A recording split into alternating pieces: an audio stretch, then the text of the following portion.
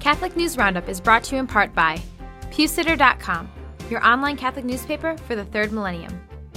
CatholicMediaCoalition.org, in line with the Church, online with the world. CatholicUnderground.com, the podcast about our Catholic faith and new media. And TheAmericanCatholic.com, politics and culture from a Catholic perspective.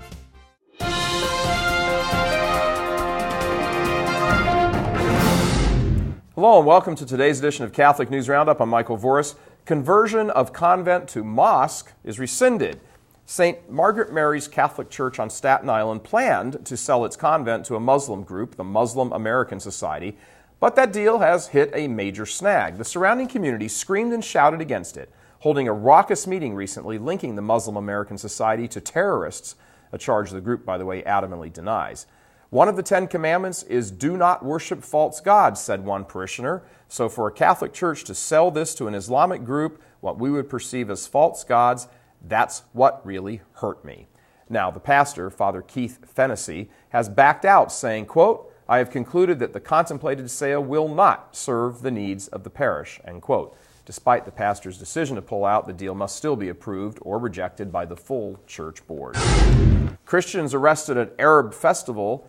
David Wood and Nabil Qureshi of the Christian group Answering Muslims attended last year's Arab festival in Dearborn, Michigan, at which they were forcibly removed by police after security lied about what they were doing, which, in truth, was simply asking questions at an information tent about Islam. This year, Sharia law, which prohibits non-Muslims from proclaiming their beliefs to Muslims, was in full force again when the two were told they could distribute a pamphlet on the Gospel of John only outside of the festival and up to 6 blocks away. They spoke to those who approached them about the gospel, proclaiming only the love of Christ for all people, when the police accused them of, quote, causing a stir, end quote, and arrested them. Bail has been posted for the men, and a hearing has been set. At this point, however, it's still unconfirmed as to exactly what they were arrested for. If you want to find out more, you can just click on the link right next to me over here. Suit planned against the Legion of Christ. The Associated Press is reporting that a Mexican man, Jose Raul Gonzalez, is suing the troubled group, claiming that the now-deceased priest who founded the Legion of Christ, Maciel, was his father and sexually molested him. Gonzalez's mother, Blanca Laura Gutierrez, claims Maciel, posing as an oil company employee and a CIA agent, fathered 2 children with her, adopted another, and proceeded to abuse 2 of the 3 children. The suit, charging fraud and negligence, will be filed in Connecticut, where the Legion's U.S. headquarters are located.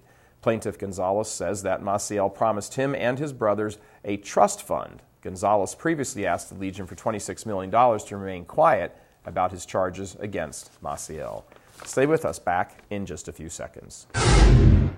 Catholic News Roundup is brought to you in part by NewOxfordReview.org, the voice of Catholic Orthodoxy, in print and on the web.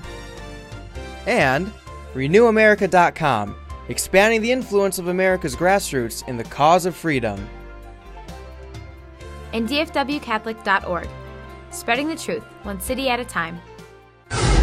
Priests' sign of God's love, celebrating the massive ordination for 14 deacons of the Diocese of Rome in St. Peter's Basilica on Sunday, Pope Benedict XVI explained to the faithful that priests are a sign of God's love for all mankind. Quote, the sacrament of holy orders manifests on the part of God his caring closeness to man, and on the part of him who receives the sacrament, the full availability to change oneself into an instrument of that closeness with a radical love for Christ and his church, end quote. That's what the Pope said. Concluding his remarks, the Pope also commended the newly ordained priests to the protection of the Blessed Virgin Mary and reminded pilgrims and visitors to carry their cross in union with Christ. And lastly, pro-life license plates in Massachusetts. That, thanks to the efforts of the Massachusetts Choose Life organization. The license plates have the words Choose Life written in black and an illustration of a mother cradling an infant. Money from the plates will be distributed to crisis pregnancy centers and Choose Life, Inc. Massachusetts joins at least 24 other states that either offer or will soon offer pro-life plates. The first Choose Life plate was made available in Florida and has raised over $5 million. Now, of course, Andrea Miller, executive director of NARAL Pro-Choice Massachusetts, opposed the plates, saying that she fears, quote, They will funnel money to organizations that provide false, misleading, medically inaccurate, and in fact disproven information to women who have unintended pregnancies. Whatever. I'm Michael Vorse. Thanks for tuning in. Be sure and tune in tomorrow for your daily dose of Catholic News Roundup right here on RealCatholicTV.com. And be sure and check out The Vortex today, where we talk about our next CIA episode and the armies that are forming. That's it for now. Thanks for tuning in. Be sure and tell your friends about us. And as always, God bless you.